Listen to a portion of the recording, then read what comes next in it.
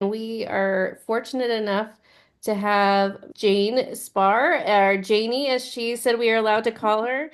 And Janie is one of the giants within the denomination and within More Light. And so we are lucky and fortunate and blessed in general to know her existence, but to also be able to spend some time with her this afternoon.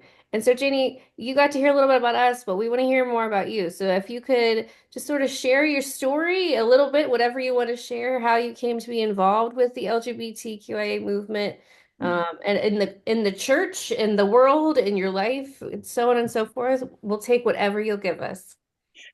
Well, I'm so thrilled to meet you two. Wow.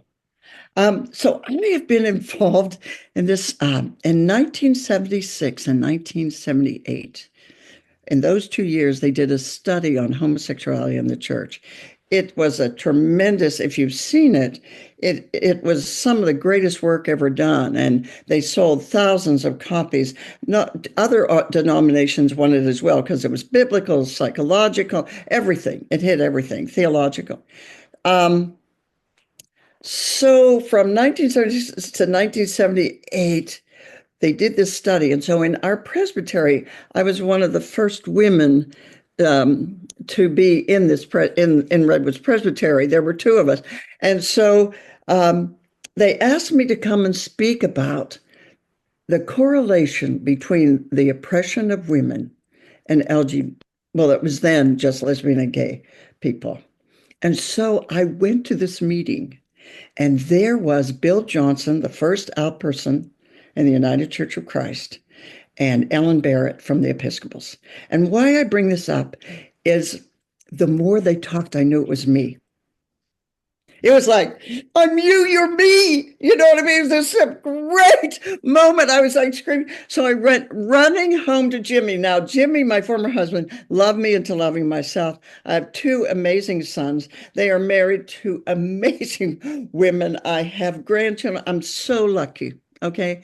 But when you have an ally like your former husband or your husband then I was able to be me. So I raced home. I said, Jimmy, I think I know what I am. I'm a lesbian. He went, oh my God, thank God you know.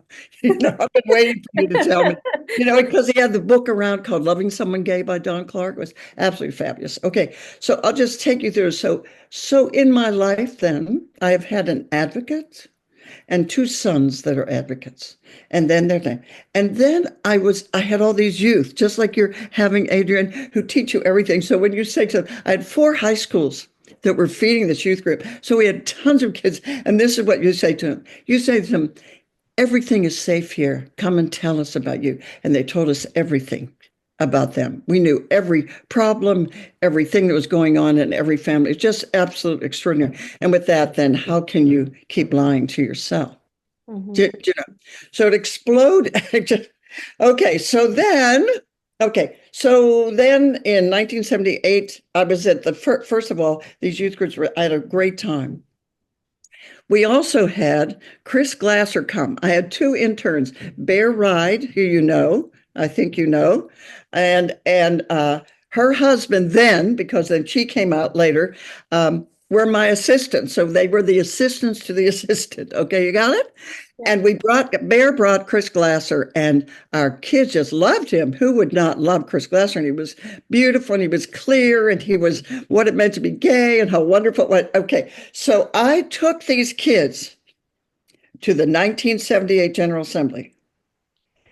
That assembly was horror ridden with anytime anybody testified, anything, the things that were said there.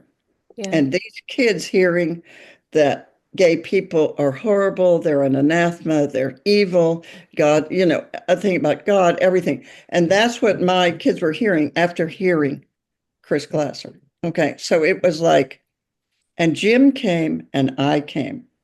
And when we walked out of the assembly, I don't know if people have talked about this, but I think it's really important to know. We walked out and Jimmy just said, let's go home. And I said, no.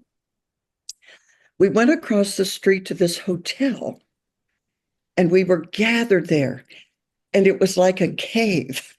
It was like the catacombs. And we walk in, and there is David Sint, Bill Silver, Chris Glasser, Sandy Broaders, Roger Wilson singing. It was Keith Hirschberger. I mean, some of these people were just, and there they all were, and they were singing and everything. And Jimmy and I were like, yeah, yeah. So we went home, and it was then called Presbyterians for Gay Concerns, right? Then we went home. Jimmy and I went home, and he started Presbyterians for Gay Concern in the West. Okay, so we started these regions all around, right? In doing that, then I think we call it Presbyterians for Human Rights. I think what Jim called it, whatever. So so that began to foment, and then you had the West Coast. It was just unbelievable. So by then, when I had all these youth and everything, so I went and interviewed to become on the Oakland Council of Presbyterian Churches, and it was there that they said to me, Janie, it's your lifestyle, because I was living with a wonderful person who has just died last year. This past year, just incredible friend, and our children and so on. So why I tell you this is the night that I was told no by the council. This is the great words. Janie, I said to him, is it my work? Do you don't like my work? Is it, no, no, we love your work. I said, then somebody please say out loud why you don't say it out loud. And one person raised his hand and said, it's because you're a lesbian, Janie. And I said, thank you very much for telling me the truth. Okay. So I went home, and this is what I want to tell you about who these little boys were. So I went home. There had been a lot of people at our home. And Jim was there, of course, their daddy and his wife and so on. When I went downstairs to my one son, he said to me, Mama, these things happen when you stand forth. Mm. That's the oldest one. He was like 8. Now, I went upstairs to the little one, and when I tell you this story, you ask me why I do this work. He looked at me. These are the words exactly. Mommy, big eyes. Mommy, don't you know that God made you gay to bring other people freedom? That's what this little boy said to me. Okay. So it's like, okay, here we go. Here we go. From that moment on, I had a former husband and 2 children that loved their mother, and I had a youth group who loved me because they knew me. Do you understand what I'm saying? So no matter what anybody's parents said or whatever, I had children, and so Jimmy and I, since then, have met with lots of families and so on. And Jim always said this. He said to the boys, everybody will say that it's your mommy's fault, that mommy's a lesbian, but it's as much that I am heterosexual and I cannot meet mommy. Okay. So that's the kind of support I had. So that's where I want you to see the underpinning. Okay. So it's like, all right, here we go. And so off we went. Off we went. And then every General Assembly, can you imagine being with your best pals, just like you all here? Tons of us there. And it was like, who slept? None of us had any money, right? So the thing is, who slept in the snorers room and who slept in the other room? So there were men, women, we were all together. Okay. But can you imagine the bonding that went on? It was just David Sint. Oh my God, the one who stood before the General Assembly and said, is there anyone? But he was an Irish grower. He was a social worker. So I mean, it was just incredible. People like Bill Silver. It's because of Bill Silver, who was ready to be ordained, openly gay. And New York Presbyterians rued the day that they asked the assembly. They should have just gone ahead and ordained them, Yeah. But then you had Chris Sandy, brilliant woman. She was a theological seminary student on the floor who happened to be in that room where they were studying. And so she gives the report before the assembly, and then, of course, says this amazing speech and says, and I'm a lesbian. So her life was threatened. Her life was threatened. All this kind of things happened. She lost her scholarship to Princeton. Okay. People were afraid to sit with her. She started this after she left Princeton. She started the House of Ruth. I don't know if you know anything about them, about homeless. And so just incredible things that she did.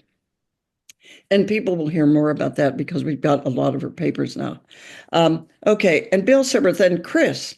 So what they did at that assembly, which I think is really important in organizing, um, I mean, I'll talk about my work, but in organizing, what we did every night is we sang people. There are these rows of lesbian gay people. We sang to them all these, folks on the floor, or the folks that are voting on our lives. We sang to them every night as they were coming out the door. Then every day we prayed for them in the open air and so on like that. Well, our organizing at every summit, remember we met every year. So as it went on, we thought surely it can't be as bad as the first year. What, there were 50 votes for us, some horrendously horrible thing. In the meantime, then there were those of us that were lesbians. Remember, you had gay men that were working. So then we convinced the gay men, of course, that we should be in co-equals. So this one night, honest to God, there were like 8 of us ever, and we said, "Well, you be the you be the moderator, Lorna, and you be whatever," so that we could show equanimity as male and female. Okay, so we did that all down the thing, so that as moderator, vice, whatever, so that we could begin to model something different, right? Okay, then we organized and we had fabulous strategists, people like Dan Smith, okay, who was our first strategist. And what you did is you do this: you say what you want, you give 3 reasons why, and then you end with what you want. Okay, so we practiced that. And we practiced that on every single vote that was against us. And we did this year after year after year. Okay, so good strategy. And then with that, we had people like the Witherspoon Society, okay, Presbyterian Health and Education Welfare. You do good organizing. You know what it is. You do it from the grassroots and you get your allies. We had great allies. And that's why I want you to know, Adrian, I want you to know Johanna Boss. I want you to know that and to read the book Called Out With. So we did this. And then it became Presbyterians for Lesbian Gay Concerns, right? And then later it becomes More Light Presbyterian Church because, as we move along, become more inclusive and more conscious, right? But the movement is grassroots and we're moving in the West, in the middle of the country. We organize in the middle of the country. I mean, you just can't believe it. Then, okay, in 19... when we started that All May Freely Serve, I was on trial 3 different times in the church, actually brought up for trial 5 times, but they put down some of them because the timing was off or it was in Canada that I did the weddings. The first one was when I was called to the Downtown United Presbyterian Church. And that was 1991. Okay. And the reason why they were upset, it was okay that a group of us had started. It was called Ministry of Light. Then it became Spectrum Center for LGBT Concerns. And then in 2015, it became the Spahr Center. Okay, and now we're doing a whole other center. There's a whole history on that. Okay, but what happened was when they said no in the high church, that meant it was okay that I did gay ministry because we used their 26th thing that said the thing that says you shall do ministry with lesbian gay people. So we did that, and we watched the Lazarus Project in Southern California. We became the ministry in Northern California, but we stretched out everywhere. And then HIV hit, and then we all did AIDS ministry, and then Presbyterian for Health Education and Welfare. We had a huge AIDS ministry that was going on this church. You educate the church. You just keep doing it, and you keep coming back. You keep coming back, and they have to see us, all the time. And more people are coming out. What was happening, though, as I was told no, then a lot of my friends said, Janie, we can't keep doing this. So many of them became social workers. That's why I want you to interview Lisa Bove. Lisa Bove was absolutely key. She and Barry slept on the floor as seminary students. I finally got to the bed. Do you understand what I'm saying? But so Barry Smith, Lisa Bove, incredible in this movement. Also, Lisa was with David when he died, and Barry, and I talked to him on the phone. I mean, David Sint was this gentle giant. Okay, each one of these people are so magnificent in this movement. Chris Glasser cried when I came out because he knew what we were up to. Do you know what I mean? And family, but I kept my family. Do you see? Some of our people did not. It was horrible. So in 1991, they said no. But the Downtown United Presbyterian Church said yes. And they said, Janie, come be with us. Now, remember, for many years, I had been in an LGBT ministry. I was having the time of my life. I was being queer. I was being great. I had been to MCC when the Presbyterians told me no the first time in 1981 to 1982 or 1982. I was in MCC San Francisco in the middle of the Castro. Who wouldn't want to do that?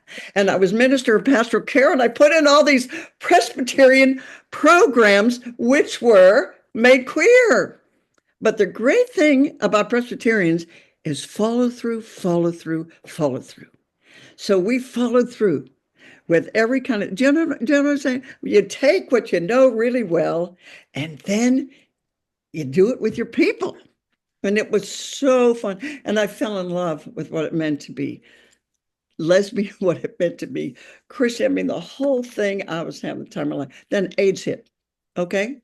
And these were young men and everything. That's a whole I could weep with you for hours on this of what happened in all those years. I can't even begin, but we were together and we bathed our boys and we did these things and we prayed with them and we buried them, hundreds. And I've got all that in my stuff. Okay, so in 1991, when I was told no by, I know I'm skimming around, I'm sorry, the Downtown United Presbyterian Church, they said, well, then what we're going to do is we're going to make you an evangelist. I said, what? Because remember now, I loved doing what I was doing. I was doing AIDS work. I was with fabulous people. We had lesbian gay parents groups. We had support groups for every person that ever was. We had family camps. Remember those family camps we used to have? Well, we had queer family camps. I mean, it was, oh my God, I was so happy because I was fully me and I was with my friends. And it was just like, but what happened is this one in the elevator at one of these assemblies, this guy said, well, why don't you let the church love you back finally, Janie? I'm like, that church did not love me. Okay, so I want you to know why I even interviewed at the downtown church. A group of us said to the More Light churches, we wrote a letter. And we said, if you love us and you know our skills, then employ us. Employ us. If you love us, you see, then employ us. And that's the other thing as I traveled the country for 14 years. People would say things like this. Oh, Janie, we just love you. I said, this is when as I grow, I said to them, well, if you love me, then you vote for me. You vote for us. Yeah. And I know you love me. Do you know what I mean? It's the twist. It's the final thing. No, this isn't just about little old Janie Spahr. You can like me or not like me. Yeah. I want you to vote for us. And there's your change. Several of our people were challenged by a man that went to trial. Several of our people went to trial, and I think you know that. And I can give you all their names too, because it's important for you to know, that we were all put on trial for whatever, and Katie Morrison's another person you want to know because she was young. She grew up with us at 15. You know how she described the General Assembly? She described it. She said, Janie, it's like we're on lounge chairs on the freeway. I mean, that's how bad it was. Okay. But the thing is, we were together. And when you're together in a movement and you're together with your allies and friends, and that just grows and grows and grows because they get to see you. And that's when we wrote the book. That's when we did, how do we organize and hold on to ourselves as we push through an oppressive regime? Okay. An oppressive movement likes to divide us. In the meantime, we started this organization called Clout, Christian Lesbians Out Together. So I was able to be with all my friends across denominations, right? So Carter and me went to Yale and talked together. Oh my God. I mean, the people, and Mary Hunt, I mean, they're all the Catholic we just went everywhere. So what happened though, when the church told me no, and they made me, and Downtown Church made me their evangelist, they started an organization called That All May Freely Serve. The first many years were all about freely serve, right? We did all our organizing. I traveled all through the United States, and cause we're feminists and we're partners, right? Then you take people with you. So I took gay people with me, and then I took the Virginia West Davidson, who was in her late 70s, early 80s, and she walked like this, and she had shock white hair. And man, when she talked, and she was a feminist, and she was in her 80s. So, it wouldn't have mattered what I said. Do you understand what I'm saying? She was like on fire. And you respected her. So watch what happened. So we figured, well, in organizing That All May Freely Serve and going across the country, then what we would do, we would set up regions. We would set up regions so that those of our friends who couldn't serve, who were out but couldn't serve, so we set up regions of people who were LG, then B, and put 8 regions up across the country. And then we worked with More Light Presbyterians, and we did van trips. We did van trips across this country.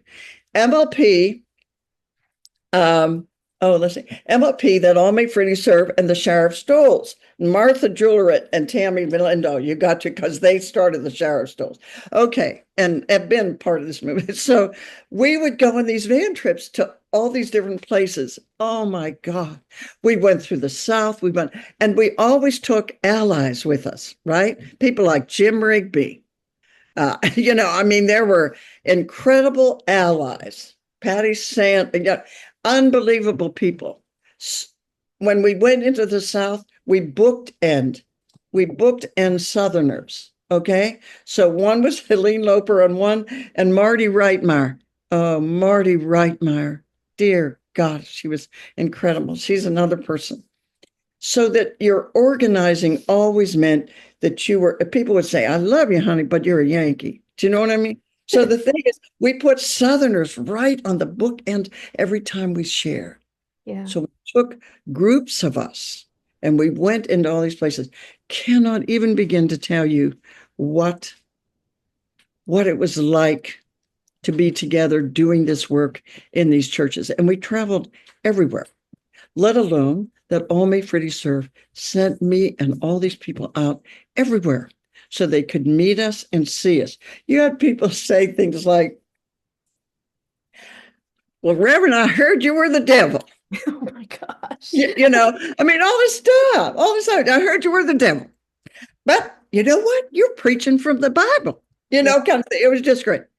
I had several death threats, of course. When I was in Bethlehem, Pennsylvania, I walked into the seminary there, and they said, I was walking in, and they said, well, Reverend, You're Reverend Spahr. I said, yes. They said, well, there's been a death threat. So we want you just to turn around and walk out of here with us. Oh my gosh. So I had plain clothes people with me all through that area in Pennsylvania. Wow. But let me tell you the difference. When you know in your heart, it's like I came home to Pittsburgh, Pennsylvania, and Mhm. in the Pittsburgh Post Gazette, because they wrote, lesbian minister comes home. Mm. This wonderful woman picked me up and she said, now, Reverend, I know, Janie, you're going to be speaking tonight, but you know what? There's only been one death threat so far. Only one? I mean, it was hilarious. Okay. But this is what I knew. When I bent before the presbytery in Genesee Valley, before I went in there, I went into the sanctuary, the downtown church. Beautiful place. And I prayed. And you know what? I had been with so many of my friends who had crossed over from HIV. Mm. And I felt them everywhere. They were everywhere. So when I went into that Presbyterian meeting, I was so ready because we had been doing this work for a long time. Yeah. And it was like, ask me anything. Yeah. Ask me about the Bible. I knew every queer person in that room. How do I know? Because they were sitting at the end of their seat. Yeah. And why? Why Genesee Valley Presbytery? Because they had more women in the pulpits than any presbytery in the country. Mm. So I knew if they had done their gender work, that they had probably done some good work on sexual orientation. Yeah. Do you know what I'm saying? Yeah. And church. Now, for me, you protect yourself, right? Because you Absolutely. know how people are feeling. So the thing is, I went in there to interview just because we had written this letter, interview us, right? So I went in there and I interviewed, right? And I interviewed, and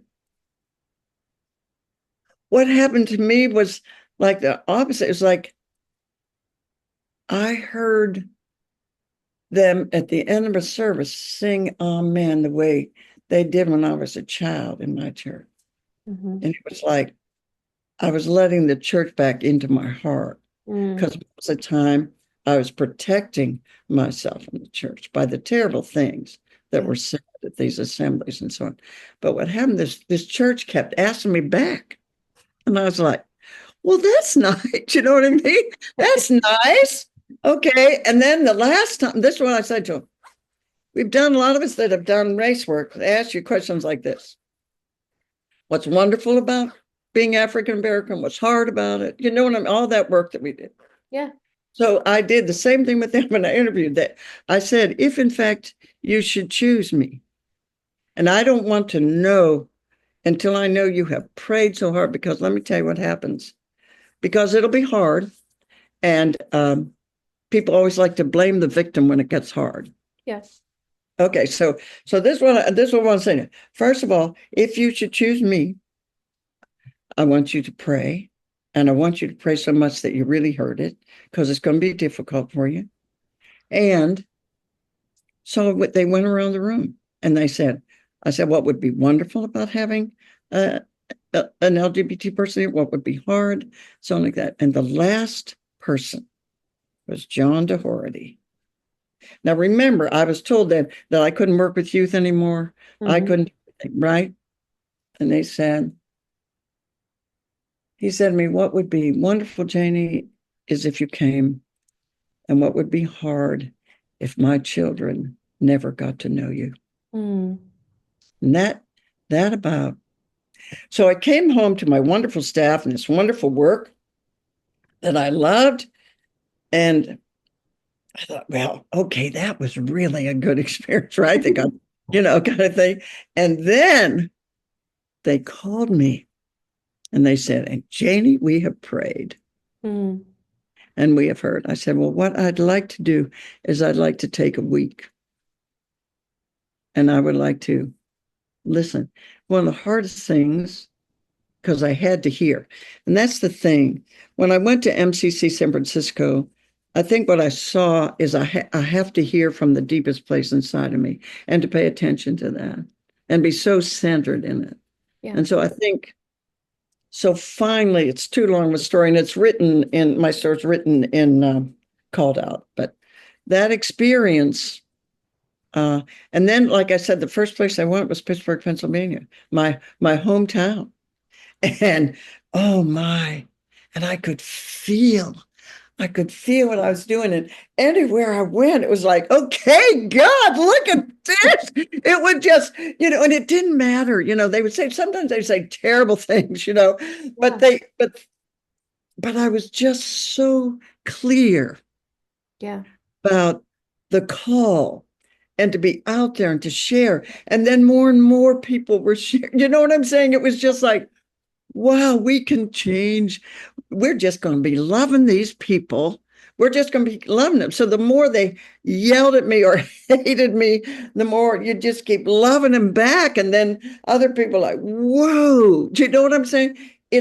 There is that thing in organizing, Martin Luther King. I mean, all the folks, you learn a lot from your racism. And so you just say, just keep loving them back. Because if you don't, then you are embittered yourself.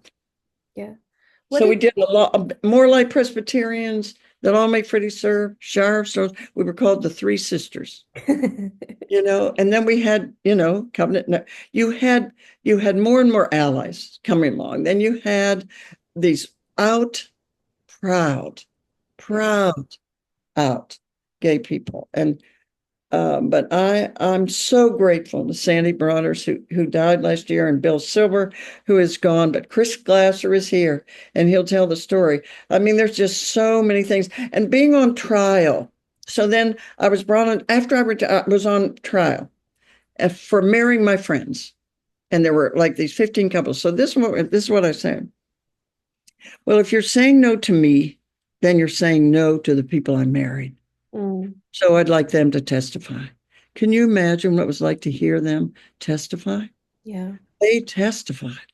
And their stories are like any story of people who love one another. I don't care what your sexual orientation, but to hear Lisa and Rena's story and to hear all these different people and Yeah. their stories, it was like it just opened people.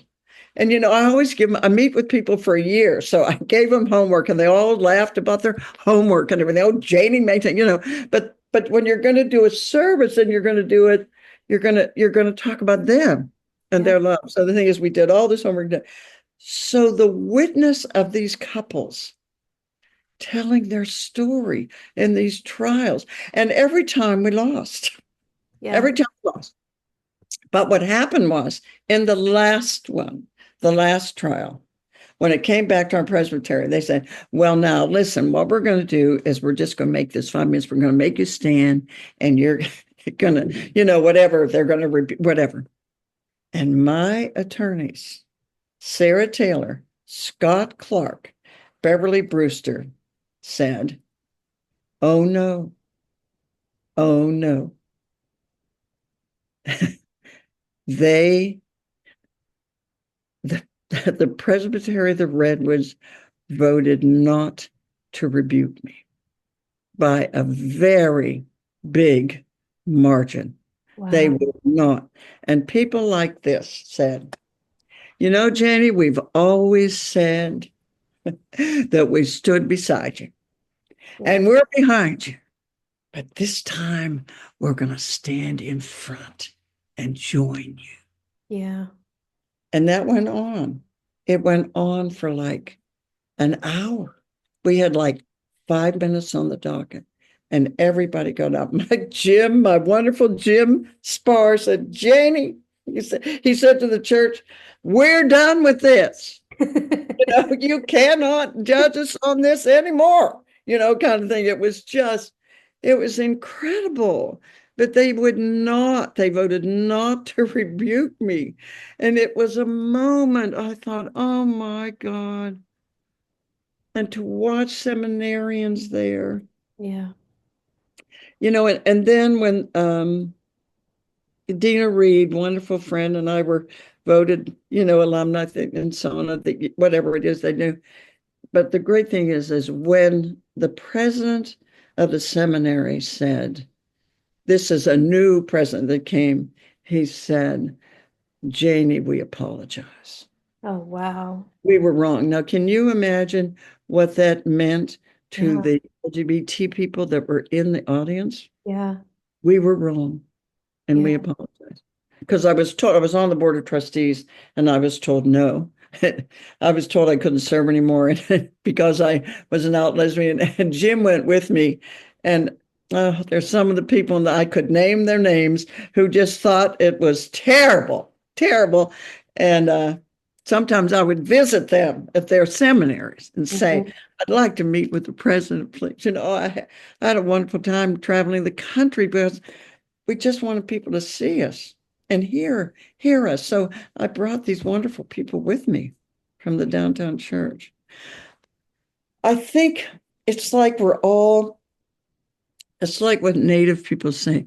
You're just a part of the chain link, Yeah. and everybody has their part to do. Yeah. And so we just move it. And now, I mean, our work, because I'm old, our work is to empower Jesse, Yeah. you and Adrian, is to empower you to do this work, but to surround you with so much community and so much love. So nobody's in isolation because when we're together, we are a force. Yeah. We are a huge force together. I will never forget. I mean, I'm still hanging out with my friends doing this work, and now we've created a new center. You know what I'm saying? I Yeah. mean, you just keep doing the work because you're just part of the thing. You're just part of the river flowing. Yeah. And when it gets stuck, you just love the people more. But the isolation, don't ever get me wrong, the number of people we lost, not only with HIV, but the number of gifted people who went to the Unitarians, to the United Church of Christ. Paul Sherry, who was president at one time of the United Church of Christ, he got me aside and he said, thanks for sending us your brightest and your best. I said, Paul, you're naughty. I mean, it's true. Hmm. These amazing people. But in the end, you see, many of them still said, oh, Jenny, I still long to be a part of that. Yeah. So, I mean, whether on trial, I was never more in touch with what this work was about. And that all may freely serve went from freely serve to all. Yeah. That all may freely serve. And Yeah. that means race, ism, sexism, all of it, able bottom, how it all fits together. And now we're in another oppressive, and I will call it a regime. Yeah. And how we then inspire and protect these transgender families and our transgender siblings. I mean, it's to be right there, loving, helping, encouraging, and changing the rules. Yeah. It's not enough. Yeah. One of Yeah. the things that you have said a few times as you've talked, and it's just something that strikes me in a convicting kind of way that I just want to like sap up your wisdom because what I'm hearing is community, and I wholeheartedly agree that if we're gonna do this and we're gonna persevere, then we have to do it together, and I wholeheartedly agree with you. But you keep saying the phrase, the more they came at us, or the more they said, we just kept loving them back. Mhm. How do you do that? How do you do that? How do you love somebody who says something so with such vitriol and who would want to kill you or who wants to deny your existence? How did you find the spirit to love them through that? Okay. So there were several times when I was with a group of people who absolutely, I said to them this, you believe it's a sin, and I believe it's a gift. Mm, So here's what we do. why don't you tell me? One man told me in one of the trials that if I won, that he would take many churches with him. And people said, Janie, don't talk to this guy, Johnny. I said, so that's what I did. We went in, I said, I will be happy to meet with you. I went in a room with him and I said the same thing. You think it's a sin and I think it's a gift. So, I mean, that's where it is. So the thing is, who do you love? Who's Mhm. your family? And we exchanged back and forth, back and forth.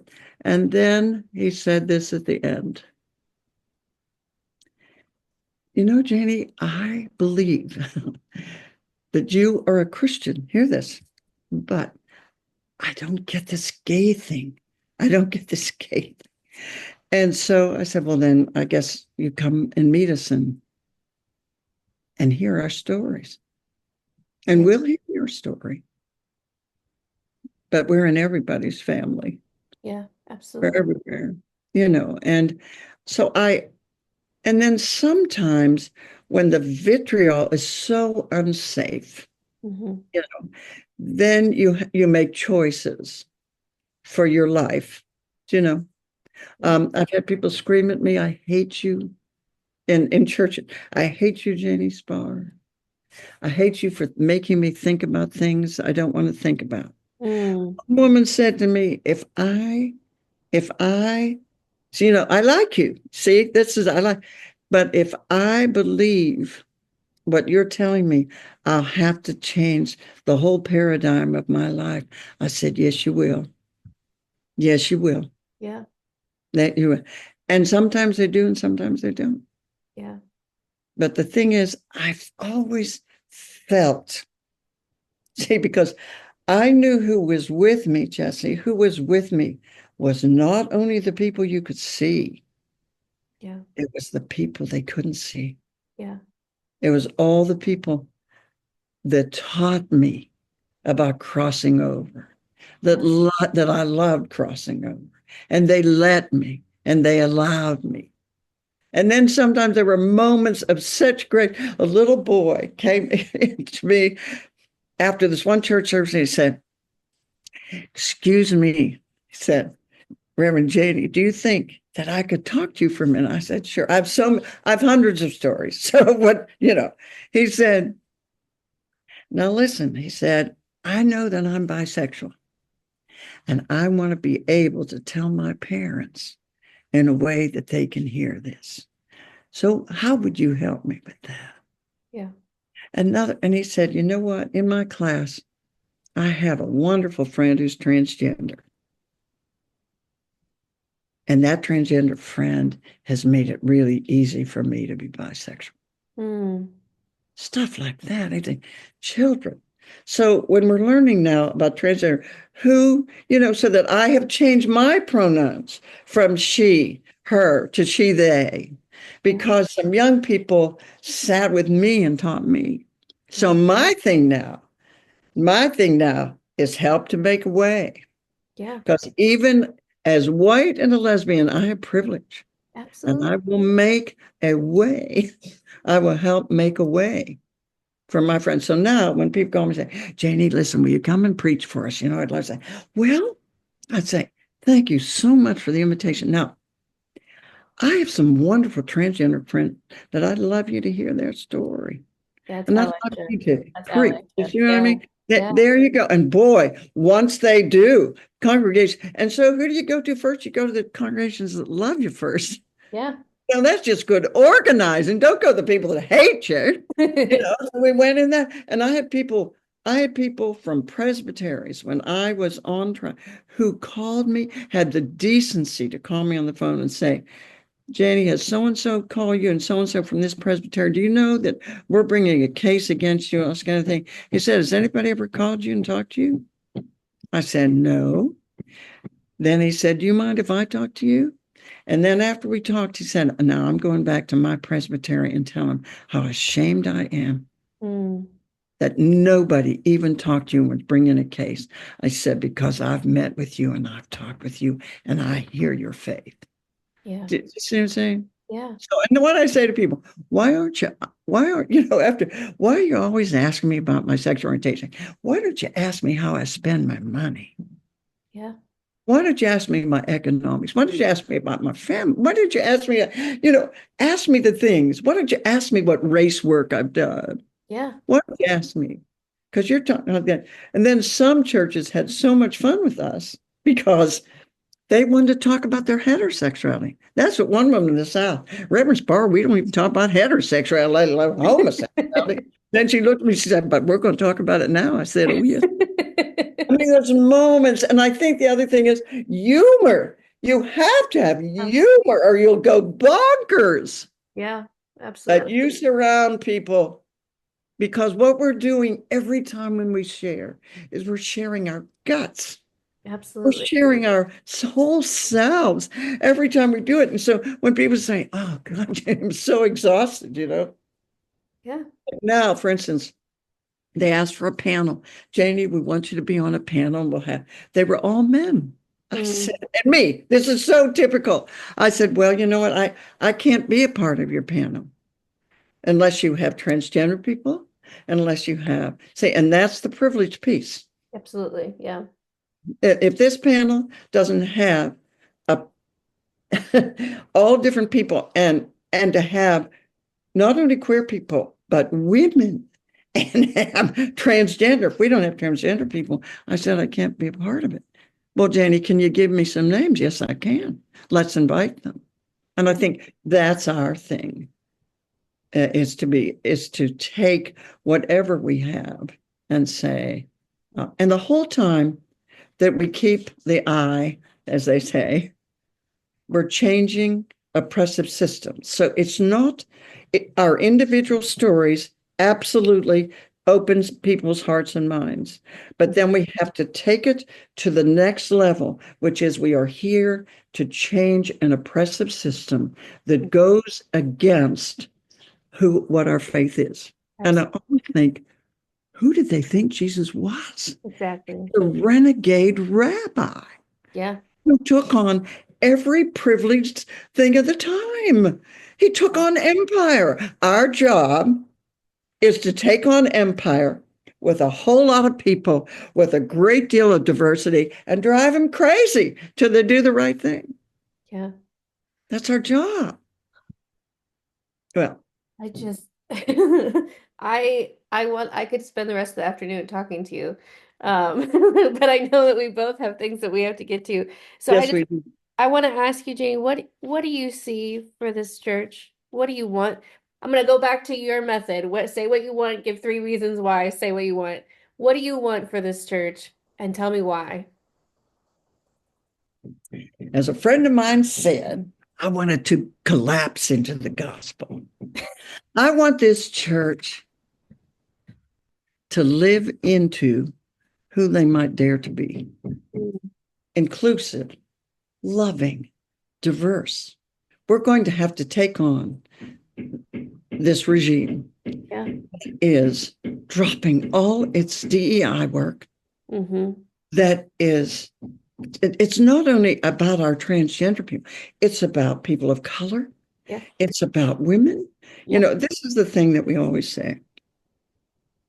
The first thing to go, this is what queer people look at. The first thing to go is women's rights. Mm-hmm. There it came. Yeah, white Abortion, women, white women, white women. white women. Exactly. Then you look at immigrants, how they're treating people of color. Then the last, how are they treating queer people?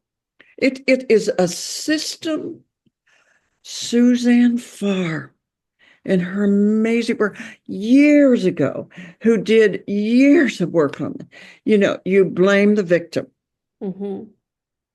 You keep blaming the victim of oppression. And that's what they do. And they do it systematically. And they do it all the time. Yeah. And then you don't have to talk about greed, economics. We now have 5 oligarchs Mm-hmm. who are trying to run this country Yep. right now. They have just come in. Look at all the no's. Look at the no's on rights and rights. But I believe underneath there is there will be this groundswell of us doing this work together, but it has to be together across race and every it's got to be together, got to be together. Yeah. And and we just keep moving forward. Friends of mine who are native go, "Oh yeah, here we are again." Do you know what I mean? Oh yeah, okay, here we are. Okay, but we're just part of that chain. But we got now we're gonna change this oppressive system. We're going to challenge it. We're going to resist it, and we're going to bring new people into government in 2 years. And we're going to have this man leave in 4, even though he thinks he's a king, Hmm. even though he's mentally deranged. He is. Yeah. He's a narcissist and he has no moral compunction. So this is what we're dealing with a sociopath. Yeah. So, but around him too are people around greed. So what do I want this church to do? I want it to do what its founder said. Yeah. Take on the empire.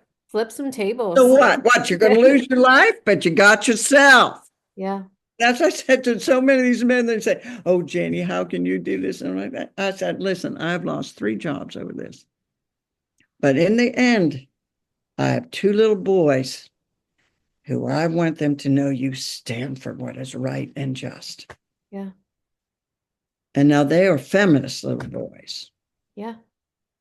and they went with me.